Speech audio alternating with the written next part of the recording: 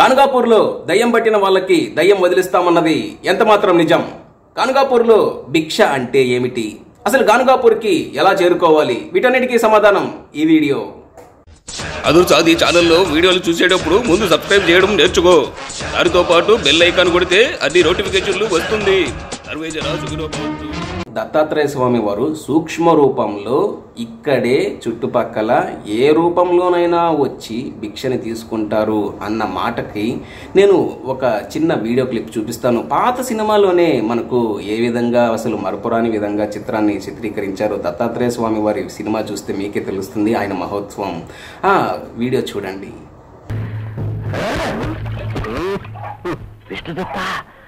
వచ్చే పిచ్చాడేనయ్యా నీ స్వామి. ఇంకా చూస్తావే అడుగు, వెళ్ళి పాదాల మీద పడు. అలాగే అలాగే. ఈ అనాచారి ఈ రోత నుంచి దత్తాత్రేయ స్వామి.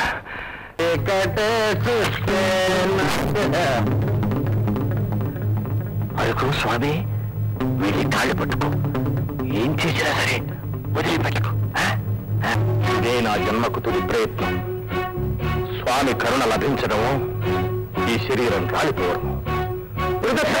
స్వామి స్వామి నన్ను చంపిన పరనే వదలం స్వామి.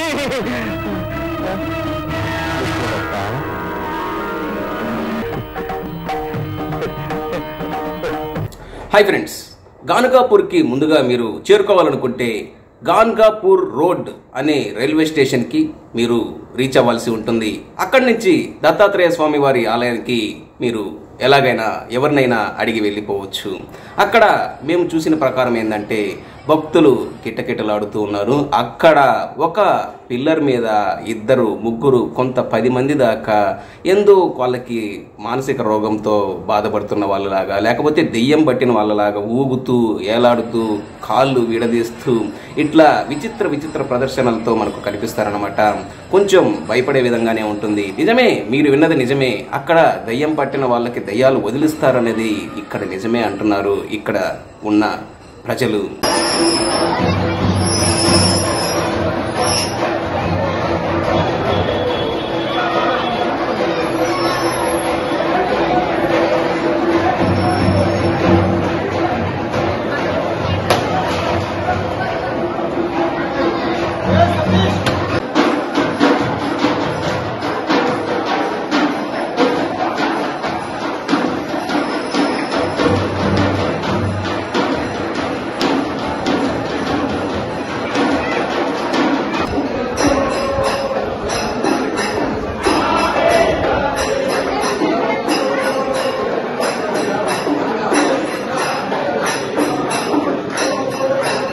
ఇక్కడ మేము చూసిన విధంగా కాకపోతే ఇక్కడ కొంతమందికి డబ్బులు ఇచ్చి కూడా ఆ విధంగా చేపిస్తారనేది కొంచెం వినికిడి కూడా ఉన్నది. కాకపోతే ఇంకొకటి మాత్రం మీరు వినాల్సింది ఉంది. అది వింటే మాత్రం మీ గుండెలో దడదడ పుడుతుంది. అది చెప్పకపోయే ముందర ఇక్కడ మీరు ఫస్ట్ దత్తాత్రేయ స్వామి వారి దర్శనం అనేది ముగించుకొని దాని తర్వాత ఇక్కడి నుంచి ఒక 3 కిలోమీటర్లు 4 కిలోమీటర్ల దూరంలో ఉన్నటువంటి నదీ సంగమంకి చేరుకోవాల్సి ఉంటుంది.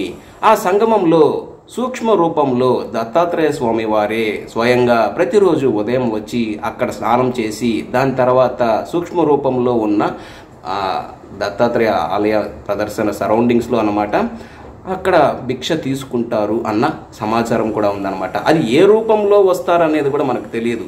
అంటే అందుకనే ఇక్కడ భిక్ష అనేది ఇవ్వాలి అని కూడా చెప్తుంది. ముందుగా ఆ నదీ సంగమం దగ్గరికి చేరుకున్న తర్వాత అక్కడ అరటి ఆకులతో తయారు చేసినటువంటి ఒక దొన్నె ఉంటుంది. ఆ దొన్నెలో చిన్న వెలుతురులాగా మనం దీపాన్ని వెలిగించి అక్కడే ఆ నదీ సంగమం కూడా మనం సంకల్పాన్ని మన మనసులో కోరుకొని అక్కడ నదీ సంగమంలో దాన్ని వదిలేసి దాన్ని పంపిస్తున్నట్టుగా అలా అని నీళ్లతో అనేసి దాని తర్వాత మనము కోరికలు మనసులో ఏమైనా ఉంటే కోరికలు కోరుకోవాలన్నమాట. ఆ నదీ సంగమంలో ఇక్కడ దీపం వదిలేసి కాకపోతే ఇంకెవరైనా స్నానాలు చేయాలనుకుంటే స్నానాలు చేసి దాని తర్వాత అక్కడిని దగ్గరలో ఉన్నటువంటి అవదంబర వృక్షాన్ని దర్శించుకోవాలి. అది చాలా పురాతనమైనది అని చెప్తున్నారు. ఎన్నో ఏళ్లగా ఆ అవదంబర వృక్షం అనేది అక్కడే ఉందని చెప్పి దాని చుట్టూరా గనక కొంతమంది మన ఇష్టం 11 ప్రదక్షిణలు చేయాలనుకుంటే 11 చేయొచ్చు, 108 చేసేవాళ్ళు 108 ప్రదక్షిణలు చేసే వారు ఉన్నారు కూడా.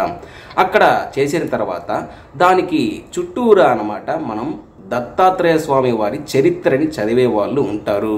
అక్కడ మన కాషాయ దుస్తుల్లో ఇక్కడ వీడియో చూపిస్తున్నాను. ఒక కాషాయ దుస్తుల్లో కూర్చొని ఒక చెక్క పలక లాంటిది పుస్తకం అందులో పెట్టుకొని అక్కడ ఒక చిన్న పలక ఉంటుంది, అన్నీ అక్కడే ఉంటాయన్నమాట.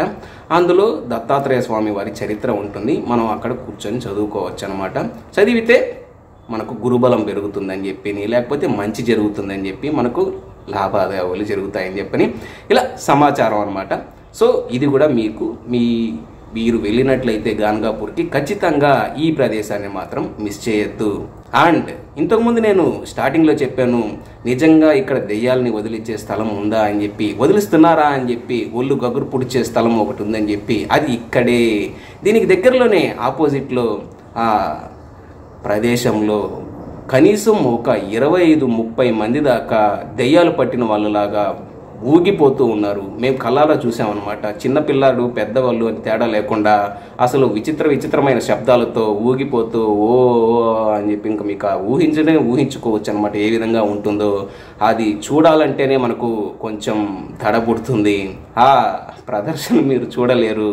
అక్కడ వాళ్ళకి ఏం చేస్తారు అని అంటే పెద్ద గంట ఉంటుంది, గంటను మోగిస్తూనే ఉంటారు. ఆ గంటలోంచి వచ్చే సౌండ్ హీలింగ్ అనమాట. ఆ శబ్దానికే వాళ్ళకి కొంచెం ఏమైనా రోగం నిరోధక శక్తిలాగా మారుతుంది అనుకుంటున్నాను నేను వచ్చేసి.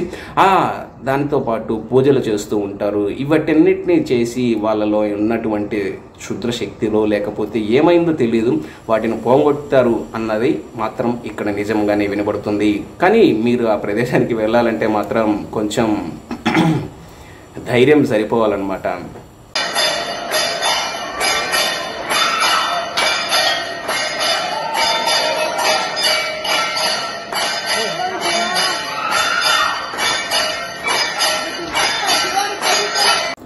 అలాగే మీరు కూడా ఒకవేళ ఇక్కడ భిక్షని ఇవ్వాలి అనుకుంటే లేకపోతే భిక్షని తీసుకోవాలనుకుంటే నార్మల్గా మనం యథావిధిగా మనం భక్తులుగానే వెళ్ళి అక్కడ గుడి పక్కనే దర్శనం అయిపోయిన తర్వాత గుడి పక్కనే 2 క్యూలు విధంగా పద్ధతిగా అందరూ నడుస్తూ ఉంటారు. ఇచ్చేవాళ్ళు ఇస్తూ ఉంటారు. మనం తీసుకోవాలనుకుంటే భిక్షని తీసుకోవచ్చు. వాళ్ళు ప్రసాదంగా అరటి పండ్లు ఇవ్వచ్చు, స్వీట్లు కానీ హాట్ కానీ మనం ఇంటికాడ నుంచి ఏమైనా తయారు చేసుకొని వచ్చి అక్కడికి ఇస్తరాకుల్లోనో లేకపోతే అరిటాకుల్లోనో పెట్టి ఇస్తూ ఉంటారనమాట. మనం కావాలంటే మనం కూడా ఇవ్వాలనుకుంటే మనం కూడా ఇంటికాడ నుంచి తయారు చేసుకుని వచ్చి అక్కడికి నేను చెప్పినట్టు విధంగా మీరు ఏదైనా సరే అది భిక్ష రూపంలో ఇవ్వచ్చు, అన్నదానం చేసినారని అనుకోండి.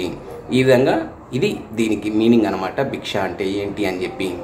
గాన్గాపూర్ గురించి మరియు దత్తాత్రేయ స్వామి వారి మహత్యం గురించి ఎన్నో విషయాలు ఈ వీడియోలో మీకు చెప్పినట్లే అనుకుంటున్నాను. ఈ వీడియో కనుక నచ్చినట్లయితే లైక్ చేయండి, కుదిరినట్లయితే సబ్స్క్రైబ్ చేయండి. కానీ దయచేసి ఈ వీడియోని పక్కన వాళ్ళకి మాత్రం షేర్ చేయండి. ఇట్లు నేను మీ ఎదురుసారి సైనింగ్ ఆఫ్. బాయ్.